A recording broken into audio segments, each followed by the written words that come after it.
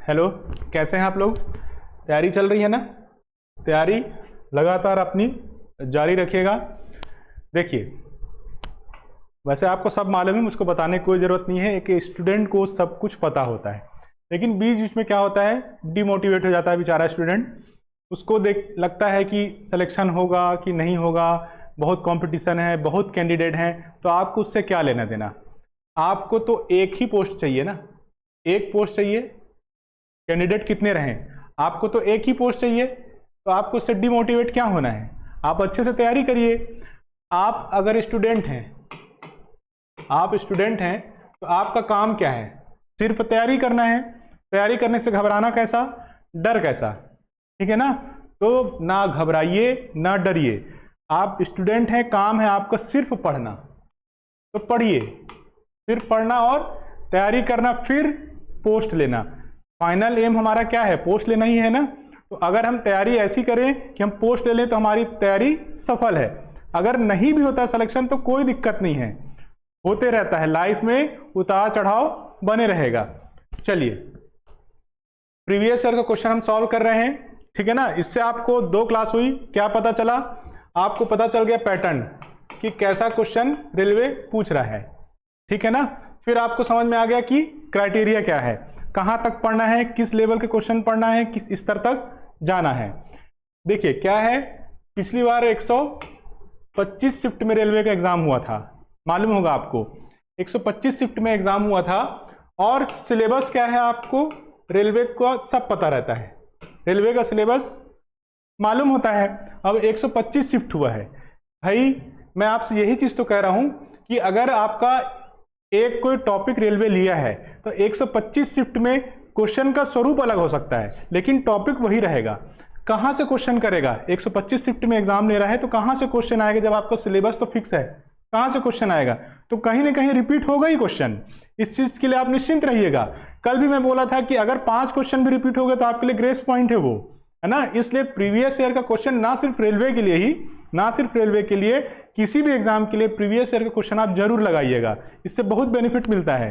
तो अभी मैं आपको 2 क्लास ले लिया, प्रीवियस ईयर के क्वेश्चन लगा रहे हैं हम। इससे अगर आपको कोई दिक्कत हो रही होगी तो मुझसे आप टेलीग्राम में पूछ सकते हैं, ना कि इससे रिलेटेड कोई भी आपको समस्या हो तो आप मुझसे कांटेक्ट कर सकते हैं। इसका पीडीएफ आप मुझको मैसेज करेंगे तो मैं आपको प्रोवाइड कर दूंगा। कुछ स्टूडेंट मैसेज किए थे, उनको मैं दे दिया हूं। आपको अगर और कोई दिक्कत हो इसके अलावा, इसके सिलेबस में, इसके बुक्स को लेके, डाउट्स को लेके, क्या पढ़ना है, उसमें कोई समस्या हो तो आप मुझसे बेझिझक पूछ सकते हैं, ठीक है ना। तो आपका समय नहीं खराब करता मैं, क्योंकि सबके लिए समय बराबर है और जरूरी है। आपका भी इंपॉर्टेंट समय चल रहा है, तैयारी करिएगा लेकिन रिलैक्स माइंड से करिएगा। टेंशन लेके बिल्कुल भी नहीं करना, उससे कुछ नहीं मिलना है, सिर्फ आपको कंफ्यूजन क्रिएट होगा, फालतू में एग्जाम का प्रेशर आपके दिमाग में आएगा, ठीक है ना। आपको बताया, स्टूडेंट है, आपको करना क्या है, सिर्फ पढ़ना है, और पढ़ाई करना है तो टेंशन में नहीं करना है, ठीक है ना।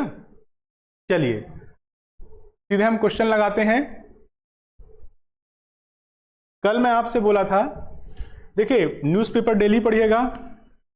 जो ये मोदी गवर्नमेंट अभी जो चल रही है, इनकी जो भी प्रमुख योजनाएं हैं, जो भी प्रमुख योजनाएं हैं, जो पब्लिक रिलेटेड हैं, जिनसे पब्लिक ज़्यादा प्रभावित है, जो पब्लिक डोमेन में ज़्यादा हैं, इनको हम बहुत अच्छे से नोट डाउन करेंगे। आप डेली न्यूज़पेपर पढ़िएगा, जो पब्लिक के लिए है, जिससे इन्फ्लुएंस हो रही है पब्लिक जिस योजना से, उसको आप अलग से कॉपी में नोट करिएगा। क्योंकि हमारे समय में अभी मोदी गवर्नमेंट ही है, और मोदी गवर्नमेंट रहते ही एग्जाम हो जाना है, इसलिए उन्हीं के गवर्नमेंट को पढ़ना ये अच्छी बात है हमारे लिए, उन्हीं के गवर्नमेंट से रिलेटेड चीज़ें पढ़ना है, ठीक है ना। तो न्यूज़पेपर डेली पढ़िएगा, और अपनी काम की चीज को निकाल के अलग से नोट कर लीजिएगा उसको। मैं आपको कल बोला था, आप क्या करेंगे, नवरत्न कंपनी आप नोट किए, कितनी नवरत्न कंपनी है नोट किए, कितनी महारत्न कंपनी है नोट किए, आप बनाए, इसका अलग से नोट बनाए। आपको संख्या याद रखनी है, कितनी है नवरत्न कंपनी, 25 है। महारत्न कितनी है, 13 है। नवरत्न से आपको चांसेस इसलिए ज़्यादा है क्योंकि ये अभी इसकी संख्या, पिछले महीने ही 3 कंपनी को और नवरत्न घोषित किया गया है, इसलिए इससे क्वेश्चन आ सकता है। वो 3 कंपनियां कौन कौन सी हैं और उनकी संख्या कितनी है, कुल नवरत्न कंपनी है, ये आपसे क्वेश्चन पूछ सकता है। महारत्न कंपनी कितनी है? 13 है। महारत्न नवरत्न किसी को अगर बनाया जाता है तो इसके क्राइटेरिया होते हैं, इनका टर्नओवर कितना है, ईयरली टर्नओवर कितना है, इस बेस पे बनाया जाता है। उतना हमको डीप नहीं जाना है क्योंकि वो इकोनॉमिक का क्वेश्चन है, ठीक है ना, हमको एग्जाम रिलेटेड ही याद रखना है। तो नवरत्न कंपनी कितनी है आप उसकी संख्या नोट करिएगा। इसमें पिछले महीने ही कितनी नवरत्न कंपनियों को शामिल किया गया उनका आप नाम नोट कर लीजिएगा, ठीक है ना। और महारत्न कंपनी कितनी है? 13 है। ठीक, चलिए आगे बढ़ते हैं, समय नहीं खराब करते, आगे बढ़ते हैं जल्दी। क्वेश्चन क्या था? लास्ट क्वेश्चन क्या था हमारा? कंप्यूटर के मेमोरी बेस पे क्वेश्चन था। कंप्यूटर भी पढ़िएगा आप अच्छे से। ये देखिए, ये क्वेश्चन आया था, ये देखिएगा क्वेश्चन आया था आपका एनटीपीसी 6/4/2021 में। क्वेश्चन को पढ़िएगा, क्वेश्चन पढ़िए। 1 गीगाबाइट बाइनरी कितने मेगाबाइट के बराबर है? 1 गीगाबाइट बाइनरी कितने मेगाबाइट के बराबर है?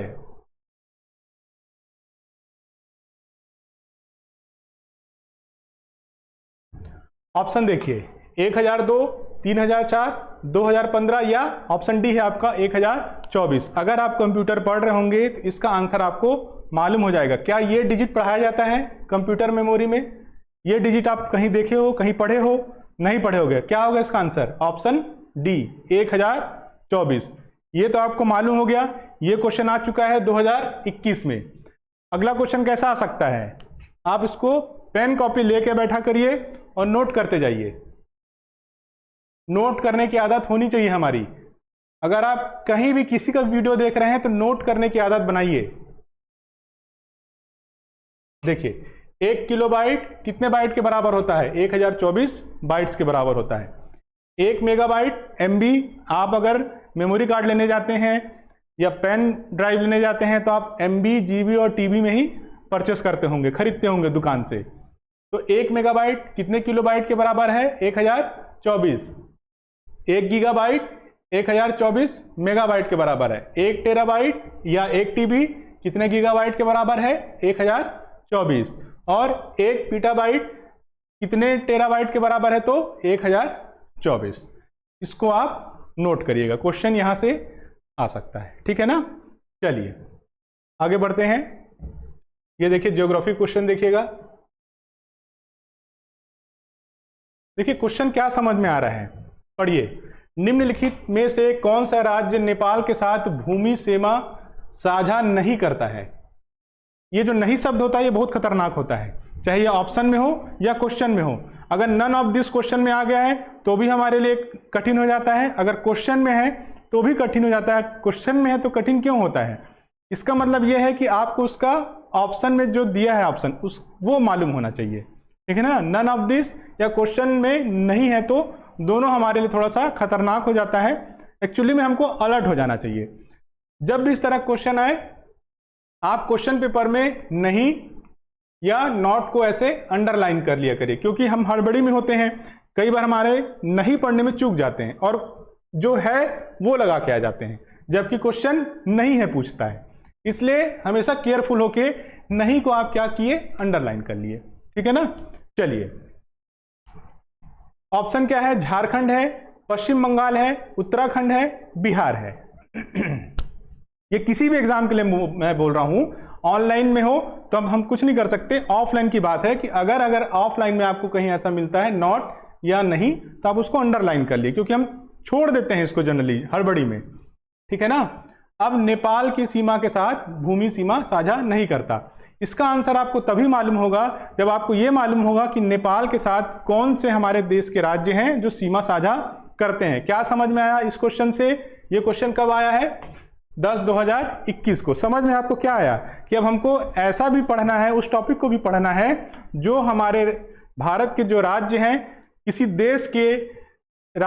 देश को सीमा को शेयर कर रहे हैं, ठीक है ना। तो सीमा शेयरिंग वाला जो है, बाउंड्री शेयरिंग वाला जो है, आपको उसको पढ़ना है, ये भी याद रखना है। उसमें भी कौन से राज्य हैं जो ज्यादा सीमा शेयर कर रहे हैं, ज्यादा बाउंड्री शेयर करते हैं, और कौन से राज्य हैं जो कम बाउंड्री शेयर करते हैं। इनको भी आप कॉपी में अच्छे से नोट करिएगा। ये सब छोटी छोटी चीजें हैं, कोई नहीं पढ़ाएगा, आपको खुद से इनको नोट करना है। इसका आंसर क्या होगा? आंसर तभी मालूम होगा जब आपको राज्य मालूम होंगे कि कौन कौन से राज्य बाउंड्री शेयर कर रहे हैं। चलिए देखिए तो इसको, ये नेपाल है। अगर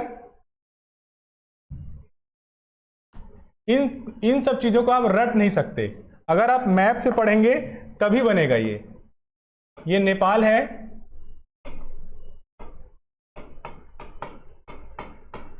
ये नेपाल है। अब हमको मालूम होना चाहिए कि कौन कौन से भारत के जो राज्य हैं इसकी बाउंड्री को आपस में सीमा शेयर कर रहे हैं। तो देखिए यहां पे क्या है आपका उत्तराखंड, ठीक है ना। फिर यहां पे क्या है आपका उत्तर प्रदेश, फिर यहां पे आपका क्या है बिहार, यहां नीचे में है आपका वेस्ट बंगाल। ये थोड़ी ऐसे छोटी बाउंड्री शेयर करता है। और ये क्या है सिक्किम है। कितने राज्य हो गए? 1 2 3 4 और ये 5। तो 5 राज्य तो ऐसे हैं जो नेपाल के साथ बाउंड्री शेयर कर रहे हैं।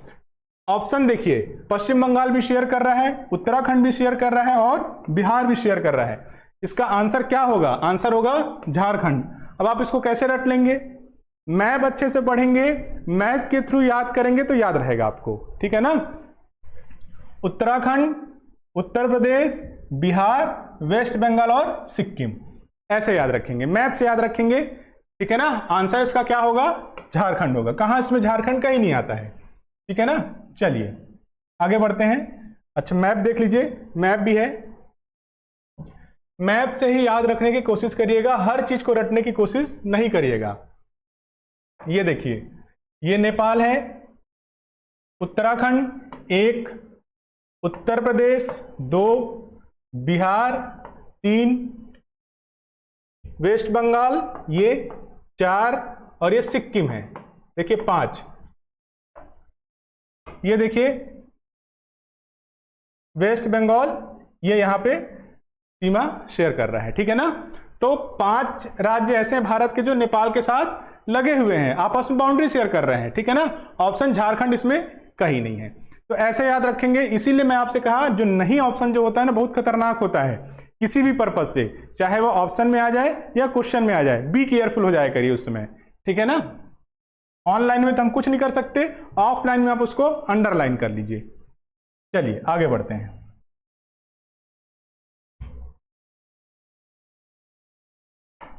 क्वेश्चन पढ़िए। भारत में, जब भारत में रोलिंग प्लान शुरू किया गया तब भारत के प्रधानमंत्री कौन थे?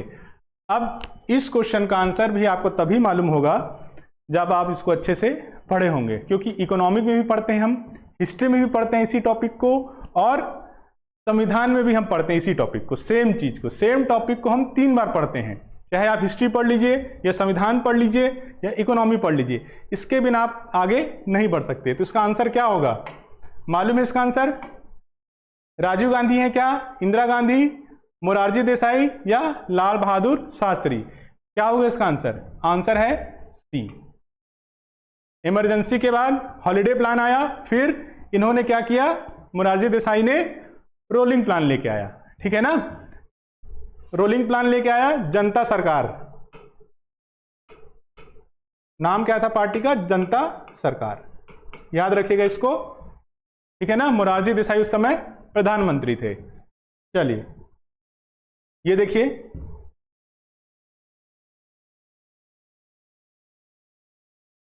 रोलिंग प्लान 1977-78 5वीं पंचवर्षीय योजना को हटाने के बाद 1978-83 की अवधि के लिए जनता सरकार द्वारा शुरू की गई एक कौन सी योजना थी? ये 6ठी पंचवर्षीय योजना थी। उस समय प्रधानमंत्री कौन थे? मोरारजी देसाई।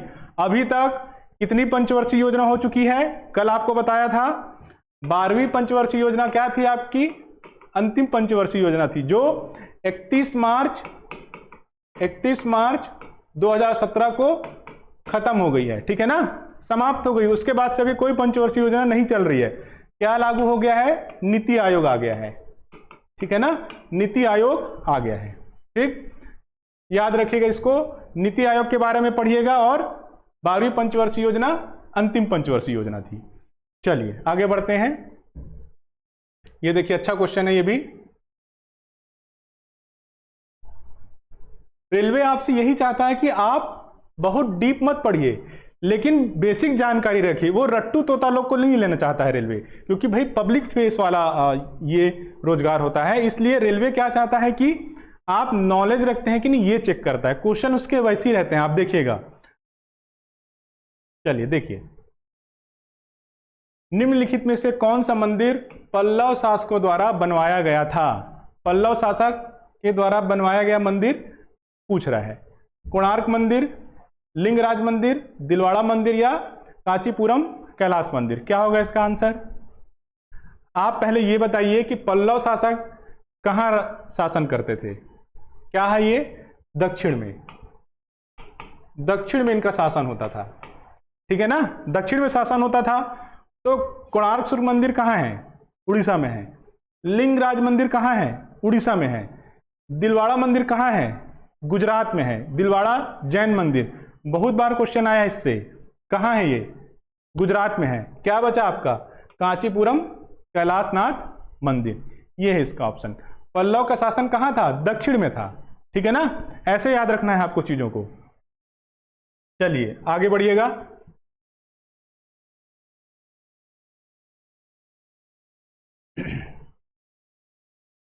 भारतीय मानक समय 22.5 डिग्री पूर्व देशांतर रेखा को मानक मध्याह्न रेखा मानकर निर्धारित किया जाता है जो के करीब से गुजरती है। स्थान पूछ रहा है आपसे कि किसके करीब से गुजरती है? इलाहाबाद, नासिक, नागपुर या इंदौर? क्या होगा इसका आंसर? 82.5 डिग्री। 82.5 डिग्री कहां से गुजरती है? आंसर क्या है आपका? इलाहाबाद। इलाहाबाद नैनी जगह का नाम है। इलाहाबाद में नैनी है, वहां से 82.5 डिग्री जो है गुजरती है देशांतर रेखा, ठीक है ना। याद रखिएगा, ट्रेन से आप जाते होंगे तो नैनी स्टेशन भी पड़ता है, ठीक, याद रखिएगा इसको। चलिए आगे बढ़ते हैं।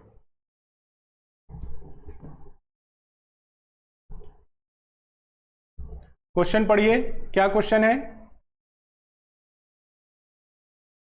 निम्नलिखित में से कौन आर्किमिडीज के सिद्धांत पर आधारित है? आर्किमिडीज के सिद्धांत पर आधारित, सॉरी नहीं है, क्वेश्चन है आर्किमिडीज के सिद्धांत पर आधारित नहीं है, पूछा है। निम्नलिखित में से कौन आर्किमिडीज के सिद्धांत पर आधारित नहीं है? अब अगर आपको आर्किमिडीज का सिद्धांत और उसके एग्जाम्पल मालूम होंगे तो ही ये बनेगा, नहीं तो ये क्वेश्चन नहीं बनेगा। क्या होता है आर्किमिडीज का सिद्धांत? जो परिभाषा है वो तो ठीक है, अगर हम सिंपल भाषा में अगर आप प्रैक्टिकल करना चाहें, बाल्टी होगी घर में आपके, उसमें आप पानी लेके मग्गा अगर आप ऊपर ऐसे छोड़ देते हैं तो वो क्या है, ऊपर में तैरते रहता है, ठीक है ना। आप उसमें थोड़ा सा दबाव बनाइएगा, तो आप उसको दबाव बनाएंगे, वो अंदर तो जाएगा क्योंकि आपका प्रेशर ज़्यादा है, वो अंदर तो जाएगा, लेकिन एक बल जो नीचे से भी काम करता है उसको ऊपर ढकेलता है। ये होता है आपका आर्किमिडीज का सिद्धांत, ठीक है ना। मतलब क्या समझे आप कि ऊपर में प्रेशर नहीं है, नीचे में प्रेशर है उसके, है ना। यही होता है आपका आर्किमिडीज सिद्धांत, सिंपल भाषा में देखिए, ठीक है। तो हवाई जहाज के पंखों की डिजाइनिंग, जहाजों और पनडुब्बियों की डिजाइनिंग, हाइग्रोमीटर या लैक्टोमीटर? तो जो हवाई जहाज के पंखों की जो डिजाइनिंग है आर्किमिडीज के सिद्धांत पे होती है। हवाई जहाज का जब पंखा चलता है बहुत स्पीड में, आप देखिएगा तो उसके नीचे में प्रेशर होता है, ऊपर में प्रेशर नहीं होता है। अगर नीचे में प्रेशर है उसके तभी वो ऊपर जाता है, ऊपर में प्रेशर होता तो कैसे ऊपर जाता वो, तो उसके नीचे में प्रेशर होता है, ठीक है ना, इसलिए वो ऊपर उड़ता है। फिर जहाजों और पनडुब्बियों की डिजाइनिंग बिल्कुल सही है, आर्किमिडीज में ही काम कर रहा है। ये कैसे काम कर रहा है आप देखते होंगे, जहाज और पनडुब्बी आप देखते हैं ना ऊपर में तैरते रहते हैं, तो ये क्या है, आर्किमिडीज के सिद्धांत में काम करता है, ठीक है ना। हाइग्रोमीटर क्या होता है ये मालूम है क्या?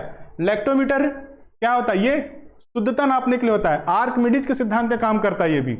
हाइग्रोमीटर क्या है? नमी नापने के लिए, इसमें आर्किमिडीज का कोई सिद्धांत नहीं लागू होता है। क्या होगा इसका आंसर? हाइग्रोमीटर, ठीक है ना। चलिए आगे बढ़ते हैं, देखिए क्वेश्चन।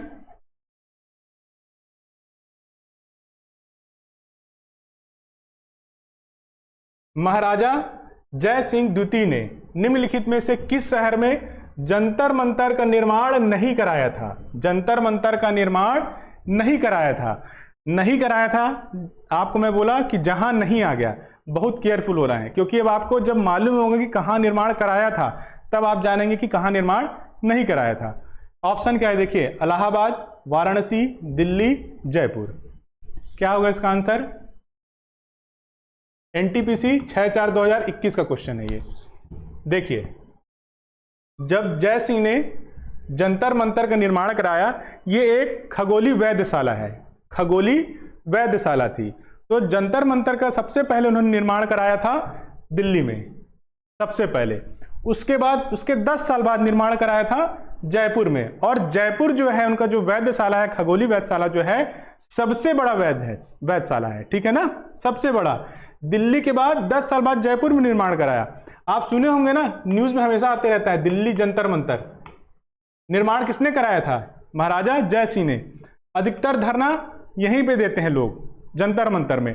अब तो खैर रिस्ट्रिक्शन लग गया है, मना कर दिया गया है, क्योंकि ये बीच सेंटर में है दिल्ली के, तो जाम की स्थिति निर्मित हो जाती थी, इसलिए वहां पे रोक लगा दिया गया है। अब एक अलग से जगह उनको दे दिया गया है कि आप यहाँ पे अपना धरना प्रदर्शन करेंगे। तो न्यूज में हमेशा बना रहता था ये जंतर मंतर, ठीक है ना। क्या है इसका आंसर? देखिए,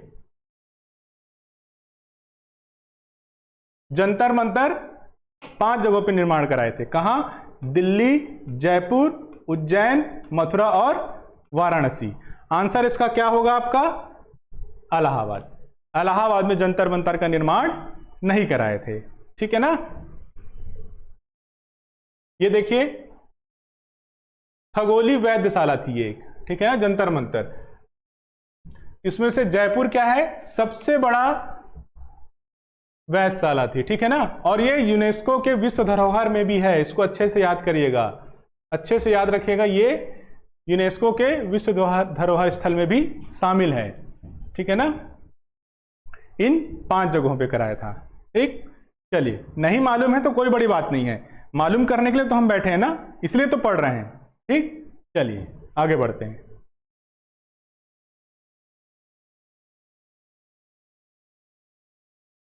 साइंस का क्वेश्चन देखिए, ये कब आया था? 6/4/2021 को। कौन सा विद्युत उपकरण जूल के तापन नियम, जूल के तापन नियम पर आधारित, फिर से देखिए नहीं है, आधारित नहीं है पूछ रहा है। अभी आपको तभी मालूम होगा जब आप इसका आंसर जूल के तापन नियम के अनुसार जानते होंगे। क्या होता है जूल का तापन नियम? साधारण भाषा में समझिएगा। कोई कंडक्टर है, अगर हम उसमें इलेक्ट्रिक फ्लो करते हैं तो वो क्या हो जाता है? गर्म हो जाता है, उसमें हीट जनरेट हो जाता है। यही चीज है आपका जूल का तापन नियम, ठीक है। ऑप्शन देखिए, विद्युत परिपथ में प्रयुक्त फ्यूज, विद्युत परिपथ में आप fuse used in an electric circuit, electric circuit में आप अगर इलेक्ट्रिक फ्लो करेंगे कंडक्टर में तो क्या होता है? वो गर्म हो जाता है, फिर फैलता है वो। तो आपका ये ऑप्शन तो नहीं होगा, ठीक है ना, क्योंकि इलेक्ट्रिक फ्लो करने पे कंडक्टर में गर्म हुआ, ये ऑप्शन नहीं होगा। अब आपको विद्युत लोहा तो मालूम है ना, घर में सभी प्रेस करते होंगे। जैसे ही आप उसमें इलेक्ट्रिक फ्लो करते हैं क्या होता है? वो नीचे देखिएगा गर्म हो जाता है, तभी आप क्या करते हैं? प्रेस करते हैं, है ना। तो कंडक्टर में इलेक्ट्रिक फ्लो हुआ, गर्म हुआ, ये भी इसका आंसर नहीं है, क्योंकि हमसे क्या पूछा है? नहीं पूछा है। फिर इलेक्ट्रिक केटली, है ना, केटल, ये क्या होता है? पानी गर्म करते होंगे आप, हॉस्टल में अगर रहते होंगे तो पानी गर्म करने के लिए एक छोटा सा केटल होता है, रखते हैं हम सभी, जनरली घर में भी रखते हैं। तो ये क्या है? इसमें भी आप क्या करते हैं? इलेक्ट्रिक फ्लो करते हैं, तो ये क्या होता है? गर्म होता है। ये इसका आंसर नहीं होगा। विद्युत प्लग और स्विच, आप घर में सिर्फ स्विच लगा दिए तो क्या वो गर्म हो जाता है? नहीं होता है, इसलिए इसका आंसर क्या होगा? ये होगा। ये जूल के तापन नियम पर आधारित नहीं है, सिंपल प्लग ही तो लगाए हैं ना, है ना। तो ये इसका आंसर नहीं होगा, ठीक है ना। चलिए आगे बढ़ते हैं। ये देखिए, अच्छा क्वेश्चन है। 10 डिग्री चैनल किससे संबंधित है? 10 डिग्री चैनल किससे संबंधित है? एक्चुअल में दीपों को उसके डिग्री के हिसाब से नाम दिया गया है। ये बाउंड्रीज है उनके लिए, ठीक है ना, ये उनकी बाउंड्रीज है। 10 डिग्री चैनल किससे संबंधित है? अंडमान निकोबार द्वीप समूह, कच्छ की खाड़ी, मालाबार तट, या ऑप्शन डी है आपका लक्षद्वीप समूह। क्या होगा इसका आंसर? 6/4/2021 को आया था। क्या होगा इसका आंसर? अंडमान और निकोबार द्वीप समूह, ठीक है ना। देखिएगा, इसको भी आप नोट कर लीजिएगा, क्योंकि 10 डिग्री अगर आपसे पूछ चुका है तो हो सकता है आपसे 8 डिग्री या 9 डिग्री पूछ ले। 8 डिग्री चैनल जो है वो मिनिकॉय और मालद्वीपों को अलग करता है, ठीक है ना, मालदीव द्वीपों को अलग करता है। जो 9 डिग्री है आपका मिनिकॉय द्वीप और मुख्य लक्षद्वीप को अलग करता है। 10 डिग्री हमारा जो है वो अंडमान को निकोबार द्वीप समूह से अलग करता है, ठीक है ना, अलग करता है ये, ठीक। अब इसमें आप एक चीज और याद रखिएगा, जो इसकी राजधानी है, अंडमान निकोबार द्वीप समूह की राजधानी है पोर्ट ब्लेयर। ये आपके लिए होमवर्क है। इसका नाम अभी परिवर्तित किया गया है, इसका नाम परिवर्तित किया गया है। अगर आप ट्विटर चलाते होंगे तो आपको याद होगा अमित शाह जी ने क्या किया है, ट्वीट करके बताया है। अभी 10-15 दिन पुरानी ही बात है या पिछले महीने की बात होगी। इसका नाम चेंज किया है और क्या नाम दिया है इसको आप मुझको बताइएगा, ठीक है ना, या तो टेलीग्राम के माध्यम से या तो यूट्यूब में आप कमेंट्स करके बताइएगा कि इसका क्या नाम दिया गया है, क्योंकि ये क्वेश्चन अब पूछने की संभावना ज्यादा है, ठीक, करंट अफेयर टॉपिक में। चलिए आगे बढ़ते हैं। बहुत सिंपल क्वेश्चन है ये, क्या पढ़ने की जरूरत है ये भाई, डेली यूज करते हैं हम। निम्नलिखित में से कौन सा वेब ब्राउजर नहीं है? नहीं है पूछा है। ऑप्शन देखिए, ओपेरा वेब ब्राउजर है ना, वेब ब्राउजर है, ठीक है ना, और क्वेश्चन क्या पूछ रहा है, वेब ब्राउजर नहीं है, तो ओपेरा तो क्या है, वेब ब्राउजर है। मोजिला फायरफॉक्स आप सभी यूज करते होंगे, मोबाइल में भी कंप्यूटर में भी, इसको भी मोबाइल में और कंप्यूटर को दोनों में यूज करते होंगे, ठीक, तो ये तो वेब ब्राउजर है। गूगल क्या है, वेब ब्राउजर है क्या? नहीं है। क्या है ये? सर्च इंजन है। तो इसका आंसर क्या है? गूगल, क्योंकि हमसे क्वेश्चन क्या किया, वेब ब्राउजर नहीं है। ऑप्शन डी देखिए, सफारी, सफारी ये भी एक वेब ब्राउजर है। कौन यूज करता है इसको? आईफोन जो चलाते होंगे, आप वैसे अपने कंप्यूटर में भी डाउनलोड कर सकते हैं, आईफोन चलाते होंगे तो उनका ये क्या है, डेडिकेटेड वेब ब्राउजर है। जैसे गूगल में क्या है, गूगल के लिए क्या है, क्रोम है, चलाते हैं ना आप क्रोम, तो गूगल में क्या है, क्रोम है। वैसे ही iOS वाले के लिए, आईफोन जो चलाते हैं उनके लिए क्या होता है, सफारी होता है। क्या है इसका आंसर? गूगल है, ठीक है ना। चलिए आगे बढ़ते हैं। देखिए, कैंसर के उपचार में निम्नलिखित में से किसका उपयोग किया जाता है, ठीक है ना। N isotope of uranium, N isotope of cobalt, N isotope of copper, N isotope of iodine, ठीक है ना। कैंसर के उपचार के लिए निम्नलिखित में से किसका उपयोग किया जाता है, ये पूछ रहा है। वैसे इससे ही मिलता जुलता क्वेश्चन जब हम पहली क्लास किए थे, आप याद रखिएगा, इनमें से कौन कार्बन का अपरूप नहीं है, ये क्वेश्चन आया था, इसी से ही मिलता जुलता है। मैं आपको पढ़ाया था C60 पढ़ाया था आपको, जिसको हम क्या कहते हैं, बकमिनिस्टर फुलरिन कहते हैं। आपको अच्छे से पढ़ाया था, मैं इसको बताया था, तो उसी पे ही ये रिलेटेड क्वेश्चन आ गया है। क्या होगा इसका आंसर?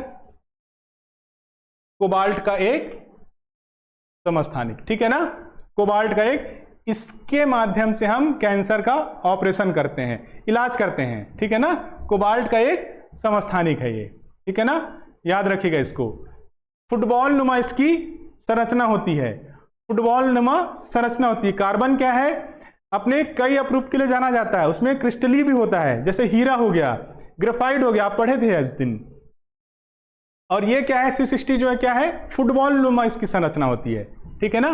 तो देखिए, एक चीज पढ़े उसके बारे में हम बहुत सारी चीजें जान जाते हैं, इसलिए जरूरी होता है कि हम क्वेश्चन को लगाते जाएं पिछले साल के, ठीक है ना।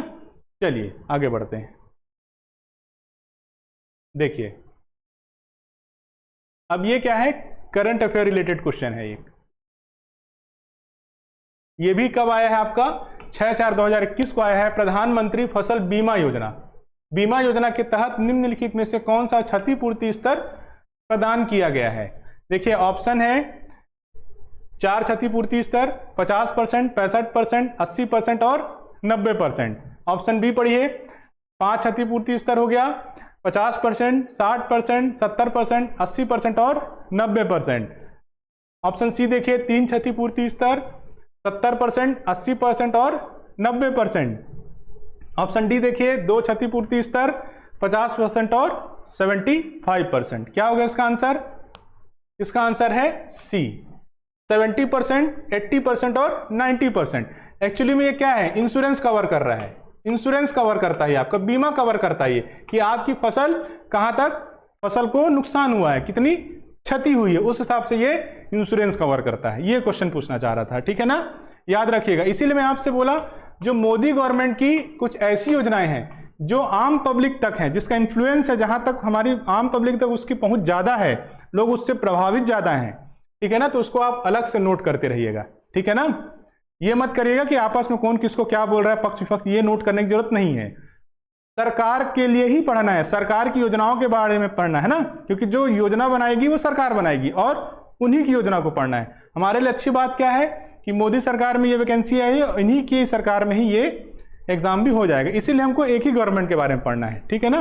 अगर ऐसा हो जाता कि एक गवर्नमेंट अनाउंस करी, दूसरे गवर्नमेंट में फिर एग्जाम हो रहा है, तो हमको दोनों गवर्नमेंट का पढ़ना पड़ जाता है। इसलिए ये अच्छा है, इनकी जो विशेष योजनाएं हैं इसको आप नोट करिएगा, ठीक। चलिए आगे बढ़ते हैं। नाटो किस तरह का संगठन है? नाटो किस तरह का संगठन है? देखिए, प्रौद्योगिकी विनिमय और विकास समूह है, ये अंतर्राज्यीय आर्थिक समूह है, सांस्कृतिक सहयोग और विकास संगठन है, या अंतर सरकारी सैन्य संगठन है। किस तरह का संगठन है आपका नाटो? आपको ये याद रखना है किस तरह का है ये। क्या होगा इसका आंसर? इसका आंसर है ऑप्शन डी। ये क्या है? इंटर गवर्नमेंटल मिलिट्री अलायंस है, अंतर सरकारी सैन्य गठबंधन है। ये गठबंधन इसीलिए किया गया था कि अगर किसी देश में हमला हो जाता है तो वो ऐसा माना जाएगा कि भाई हमारे पे हमला है, और एक दूसरे की सहायता करेंगे, एक दूसरे की रक्षा करेंगे, कवच के रूप में काम करेंगे। इसीलिए आपका नेटो का जो है इस्टेब्लिशमेंट किया गया था, ठीक है ना। तो इसका आंसर क्या है? ये एक क्या है? अंतर सरकारी सैन्य गठबंधन है, ठीक है ना। चलिए देख लीजिए इसके बारे में, पेन कॉपी लेके बैठा करिए और नोट करते जाया करिए। इसमें कितने सदस्य हैं? 32 सदस्य हैं, ठीक है ना। ये आपकी काम की चीजें नहीं है। सदस्य कितने हैं इसमें? 32 सदस्य हैं। इंपॉर्टेंट क्या याद करना है कि फिनलैंड 2023 में जुड़ा और स्वीडन अभी 2024 में जुड़ा, इसीलिए 32 हो गए हैं। तो याद रखिएगा फिनलैंड और स्वीडन, क्योंकि करंट अफेयर में क्वेश्चन कहां तक आ रहे हैं? 2016, जब 2021 का एग्जाम हुआ है 2016 तक क्वेश्चन गया है, इसलिए आपको इसको तो याद रखना ही है। फिनलैंड 2023 और स्वीडन 2024 में, ठीक है ना। चलिए आगे बढ़ते हैं।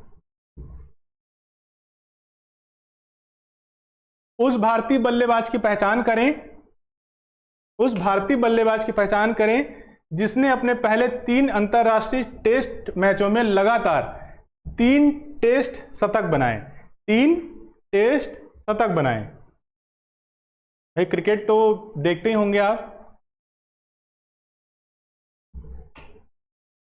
मोहम्मद अजरुद्दीन, सचिन तेंदुलकर, विराट कोहली या राहुल द्रविड़?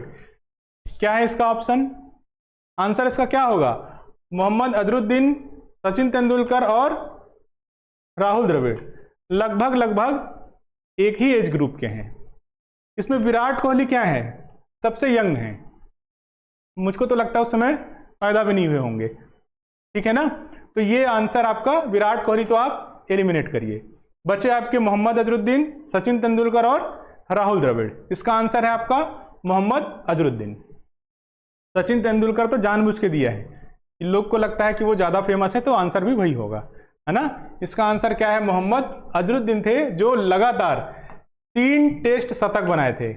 ठीक है ना। चलिए आगे बढ़ते हैं। देखिए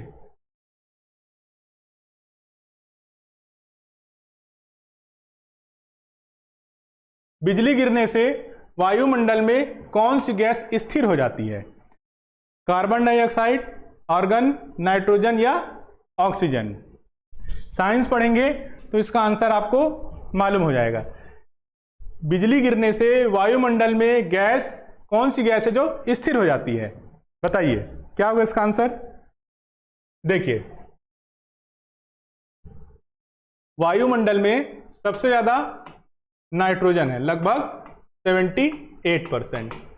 ठीक है ना, मालूम होगा आपको। ऑक्सीजन कितना है? लगभग 21% है। लगभग कितना है? 21%।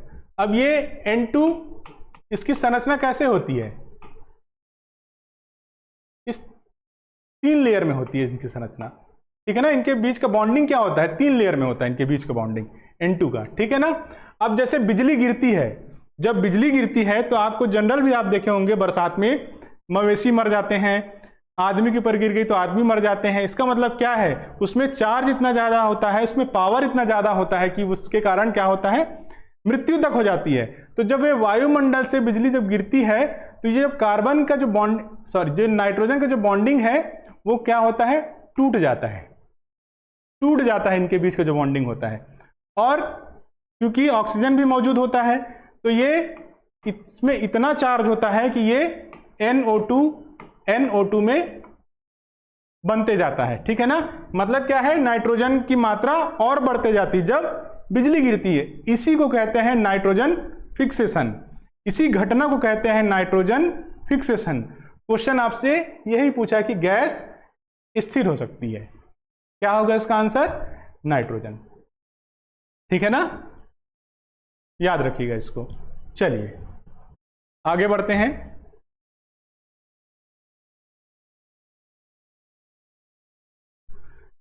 निम्नलिखित में से जल में घुलनशील विटामिन की पहचान करें। जल में घुलनशील विटामिन की पहचान करें। Vitamin A, vitamin B1, vitamin D या विटामिन ई? क्या है इसका आंसर? मालूम है क्या? देखिए जो विटामिन होते हैं वो या तो वसा में, फैट में, या दूसरा वाटर या जल में घुलनशील होते हैं। ठीक है ना, या तो फैट में होंगे सॉल्युबल और या तो वाटर सॉल्युबल होंगे। अब हमको मालूम होना चाहिए कि फैट और वाटर में कौन कौन से विटामिन घुल जाते हैं। तो जल में तो सिर्फ 2 ही घुलते हैं, विटामिन बी और सी।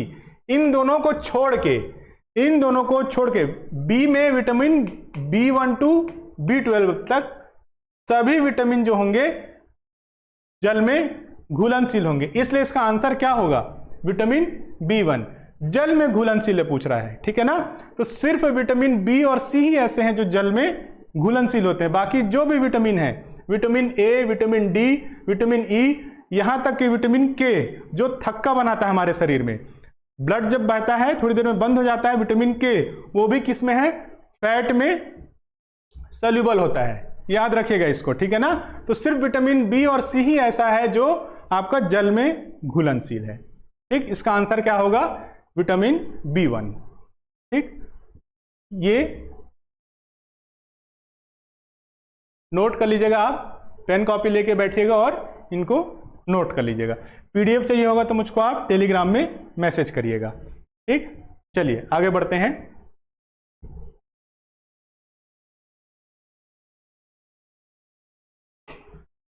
गवर्नर जनरल लॉर्ड डलहौजी ने किस राज्य को चेरी कहा था?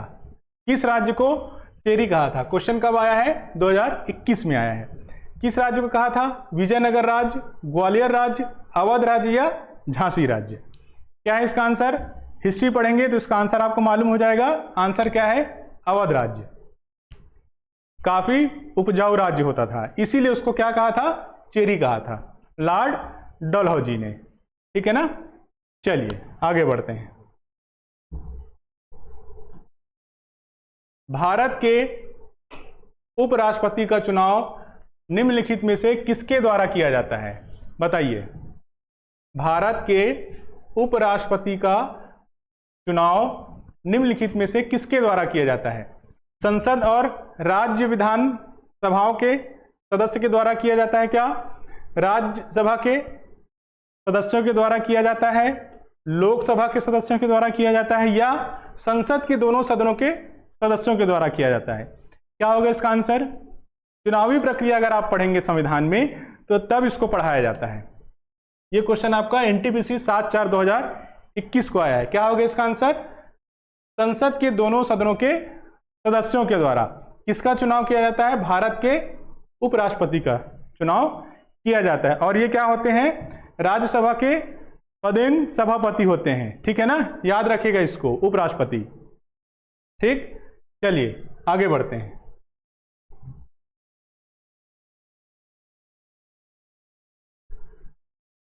भारत में औरंग टाइगर रिजर्व कहां स्थित है? भारत में औरंग टाइगर रिजर्व कहां स्थित है? महाराष्ट्र, हिमाचल प्रदेश, तेलंगाना या ऑप्शन डी असम? कहां स्थित है ये? देखिए ये सब चीजें आप खुद से पढ़ेंगे, ठीक है ना, टाइगर रिजर्व ये सब चीजें आप खुद से पढ़ेंगे। और वहां इंपॉर्टेंट इसका क्यों है ये आप सब चीजों को अलग से कॉपी में नोट डाउन करिएगा, ठीक है ना। ये कहीं पढ़ाया नहीं जाएगा, इसको आपको खुद से नोट करना पड़ेगा, ठीक है ना। ये क्वेश्चन आपका 7/4/2021 में आया है। क्या है इसका आंसर? असम, डी, ठीक है ना। कहां पे है आपका औरंग टाइगर रिजर्व? असम में है। ठीक, चलिए आगे बढ़ते हैं।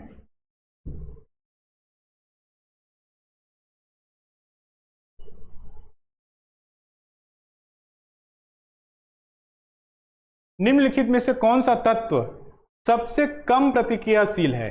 नियॉन, क्लोरीन, ऑक्सीजन और हाइड्रोजन। ऑक्सीजन तो नहीं होगा इसका आंसर।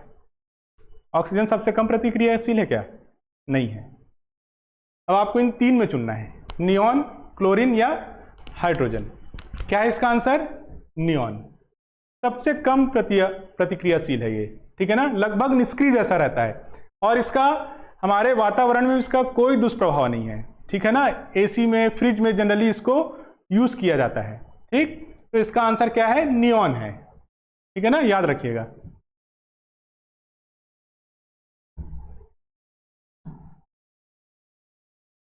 देखिए क्वेश्चन है आपका 2021 का। क्या पूछा? अक्टूबर 2020 तक गूगल के सीईओ कौन थे?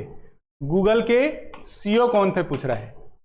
2021 का क्वेश्चन है, 2020 का क्वेश्चन पूछा है, ठीक है ना।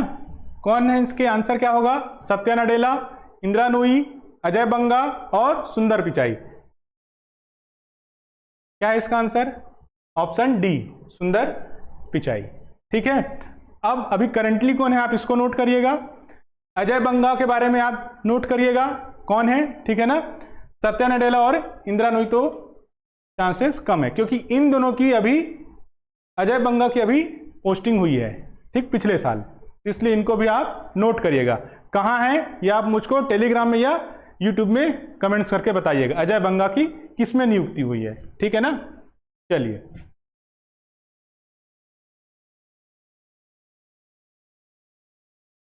देखिए एनटीपीसी 2021 का क्वेश्चन है। 4 विकल्प दिए हैं जिनमें से 3 किसी तरह से समान है और एक क्या है? अलग है। बेमेल का चयन करें। मधुमेह, मलेरिया, पैरासीटामॉल, क्षय रोग। कितना सिंपल क्वेश्चन है। देखिए क्या है इसका आंसर? क्या होगा? पैरासीटामॉल। क्यों होगा भाई? ये तो बीमारी है और ये तो दवाई है। पैरासीटामॉल लेते होंगे आप, बुखार आती होगी तो, है ना। क्वेश्चन यही तो बोला है, किसी तरह से समान है और एक अलग है। तो बेमेल का क्या करना है? आपको सेलेक्ट करना है। तो इसमें आंसर क्या होगा? पैरासीटामॉल होगा, ठीक है ना। चलिए